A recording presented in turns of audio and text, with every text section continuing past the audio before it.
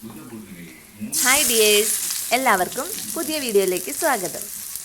ഇന്ന് രാവിലെ തന്നെ ബ്രേക്ക്ഫാസ്റ്റ് ഉണ്ടാക്കുന്നത് ബ്രെഡും മുട്ട ചിക്കിയതും കൂടിയാട്ടോ. അപ്പോൾ അതിന് വേണ്ടിയിട്ട് മുട്ട ചിക്കാൻ വേണ്ടിയിട്ടാണ് ഞാൻ ചീനച്ചട്ടി വെച്ചത്. അപ്പോൾ അതിലേക്ക് വെളിച്ചെണ്ണ ഒഴിച്ചു കൊടുത്തിട്ട് സവാളയും പച്ചമുളകും ഒക്കെ ഇട്ട് വഴറ്റിക്കൊണ്ടിരിക്കുകയാണ്.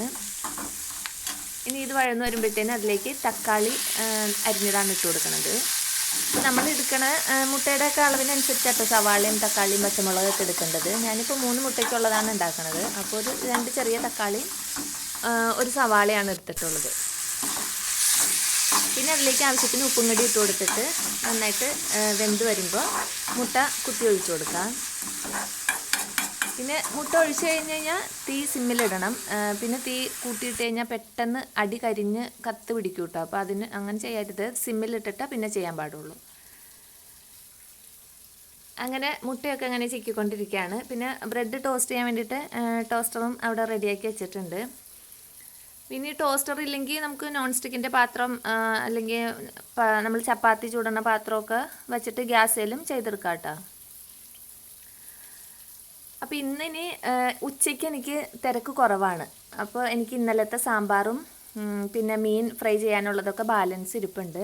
അപ്പോൾ എന്തെങ്കിലും ഒരു തോരനൊക്കെ ഉണ്ടാക്കിയാൽ മതി. അപ്പോൾ ഉച്ചയ്ക്കത്തെ കാര്യം അത്ര എളുപ്പമായിട്ടുണ്ട്. ഇന്നലെ സാമ്പാർ വെച്ചപ്പോൾ തന്നെ അതിൻ്റെ ചൂടാറിയ സമയത്ത് തന്നെ പകുതി ഞാനെടുത്ത് ഫ്രിഡ്ജിലേക്ക് വെച്ചിട്ടുണ്ടായി. അപ്പോൾ അതിനി ഉച്ചയാകുമ്പോൾ ചൂടാക്കി എടുത്താൽ മതി. അപ്പോൾ ആ ആശ്വാസത്തിൽ ഞാനങ്ങനെ ബ്രെഡ് ടോസ്റ്റ് ചെയ്തുകൊണ്ടിരിക്കുക കേട്ടോ. മുട്ട ചിക്കിയതൊക്കെ നന്നായിട്ട് വെള്ളം തോർന്ന് വന്നിട്ടുണ്ട്. ഇനി നമുക്കിത് ഒരു ബ്രെഡിൻ്റെ മുകളിലേക്ക് കുറച്ച് ഫില്ലിംഗ് ആയിട്ട് ഈ മുട്ട ചിക്കിയത് വെച്ച് കൊടുത്തിട്ട് വേറൊരു ബ്രെഡ് വെച്ചിട്ട് അതിൻ്റെ മുകളിൽ പ്രസ് ചെയ്ത് വെച്ചാൽ മതി. അപ്പോൾ പിന്നെ ചായയും കൂടി കൂട്ടി കഴിച്ചാൽ വിശപ്പും മാറും, നമ്മുടെ ജോലിക്കും എളുപ്പമുണ്ട്. അപ്പോൾ ഇന്ന് ഇങ്ങനത്തെ എളുപ്പ ജോലികളൊക്കെ ചെയ്യണത്. ഇന്ന് എനിക്ക് കുറേ ക്ലീനിങ് ഉണ്ട്. അപ്പോൾ അതിന് വേണ്ടിയിട്ട് സമയം കിട്ടാൻ വേണ്ടിയിട്ടാട്ടെ ഇങ്ങനത്തെ എളുപ്പ ജോലിക്ക് നിന്നത്. അപ്പോൾ നമുക്കിങ്ങനെ ഒരു ധൈര്യമുള്ള സമയത്താണ് ഇങ്ങനെ ഇറങ്ങുള്ളൂ ഞാൻ. ഇപ്പോൾ നമ്മൾ ക്ലീനിങ്ങിലേക്ക് അങ്ങോട്ട് പോയി കഴിഞ്ഞാൽ പിന്നെ അത് കഴിഞ്ഞ് വന്നിട്ട് നമുക്ക് കറി വയ്ക്കാനും ഇതിനൊന്നും സമയം കിട്ടില്ല. അപ്പോൾ കറിക്കൊക്കെ ഉള്ളത് അടുപ്പിച്ച് വെച്ചതിന് ശേഷമാണ് അങ്ങനത്തെ വലിയ വലിയ ക്ലീനിങ്ങിന് നിൽക്കുള്ളൂ കേട്ടോ. അപ്പോൾ ഇന്ന് ബാത്റൂമുകളൊക്കെ ക്ലീൻ ചെയ്യണം, അടുപ്പൊന്ന് ക്ലീൻ ചെയ്യണം, അങ്ങനെ കുറേ അലക്കാനൊക്കെ ഉണ്ട്, അങ്ങനത്തെയൊക്കെ കാര്യങ്ങളുണ്ട്. അപ്പോൾ അത് കണക്കാക്കിയിട്ടാണ് ഇങ്ങനെ എളുപ്പപ്പണിക്ക് നിന്നത്.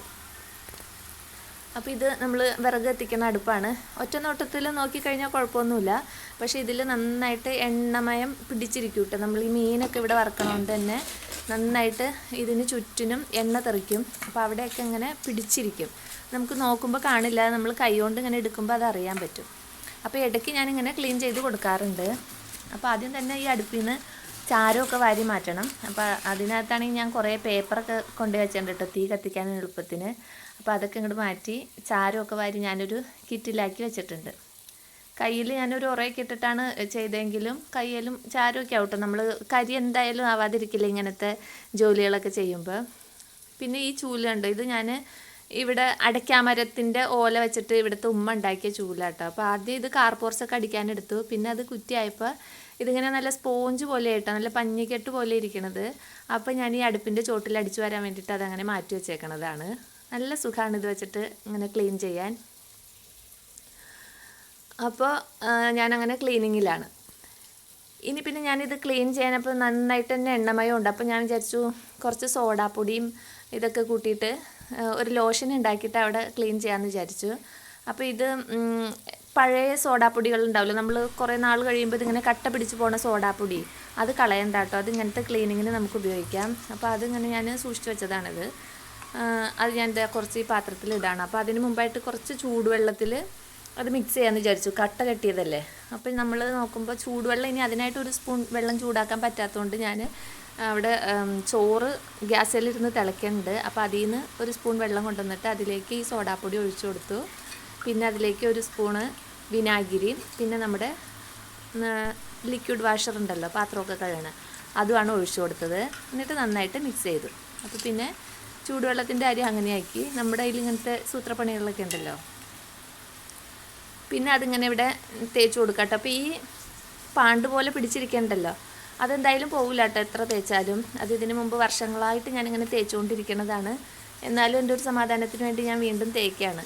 ഇത് ഈ കുറേ നാൾ മുമ്പ് ഇങ്ങനെ പിടിച്ചിരിക്കണ പാണ്ടാണ്. അതെങ്ങനെയാണെന്ന് വെച്ച് കഴിഞ്ഞാൽ ഇവിടെ ആദ്യമേ ഒരു ആടുണ്ടായി. അപ്പോൾ ഇവിടുത്തെ ഉമ്മ ഇങ്ങനെ എപ്പോഴും ആടിന് വെള്ളം ഇങ്ങനെ കഞ്ഞിവെള്ളവും കൊപ്രയൊക്കെ ഇട്ടിട്ട് ചൂടാക്കാൻ വേണ്ടിയിട്ട് ഇവിടെ അടുത്ത് തന്നെ ഈ പോളയും ഇതൊക്കെയുള്ള മില്ലുണ്ട്. അപ്പോൾ അവിടെ നിന്ന് വിറക് വാരിക്കൊണ്ടുവരും ഈ പോളയൊക്കെ. എന്നിട്ട് ഈ അടുപ്പിലെപ്പോഴും തീയും കനലും കാണുമല്ലോ. അപ്പോൾ നനഞ്ഞ മഴക്കാലത്ത് കൊണ്ടുതന്നെ ഇത് ഉണങ്ങാൻ വേണ്ടിയിട്ട് ഇതിൻ്റെ ചുവട്ടിൽ ഇങ്ങനെ വയ്ക്കും. അങ്ങനെ വയ്ക്കുമ്പോൾ ഈ വിറക് ചൂട് പിടിക്കുന്നതനുസരിച്ച് ഇതിനകത്ത് ഈ റബ്ബറിൻ്റെ പശ പിടിച്ചിരിപ്പുണ്ടാവും. ഈ വെളുത്ത റബ്ബർ ബാൻഡ് പോലെ ഇരിക്കും അത്. ഈ വിറക് ചൂടാവുമ്പോൾ അതും അങ്ങോട്ട് ചൂടായി അടുപ്പിലേക്ക് അങ്ങോട്ട് ഉരുകി പിടിച്ചിരിക്കുന്നതാണ്. ചിലപ്പോൾ അത് അവിടെ ഇരുന്ന് കത്തുകയും ചെയ്യും. ഉമ്മ ശ്രദ്ധിക്കില്ല. നമ്മൾ പഴയ ആൾക്കാരല്ലേ, അപ്പോൾ നമ്മൾ നോക്കുമ്പോൾ തീ കത്തുമ്പോഴായിരിക്കും ഞാൻ ഓടി വന്ന് അതങ്ങനെ വെള്ളം ഒഴിച്ച് കിടത്തിയൊക്കെ കളഞ്ഞിട്ടുണ്ട് പണ്ട്. ഒരു 10 വർഷം മുമ്പത്തെ കഥയായിട്ട് പറയുന്നത്. ഇപ്പോൾ ഇവിടെ ആടോ ഒന്നുമില്ല, ഉമ്മാക്കും വയസ്സായി.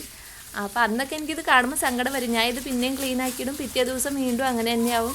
എന്തായാലും അങ്ങനെ കുറേ നാൾ ഇവിടെ ഒരു ആടുള്ള സമയത്തുണ്ടായ പാടാണ്. ഇപ്പോഴും അത് മായാത്ത പാടായിട്ട് അവിടെ തന്നെ ഉണ്ട്. അതങ്ങനെ റബ്ബർ ഉരുകി പിടിച്ചതാണ്.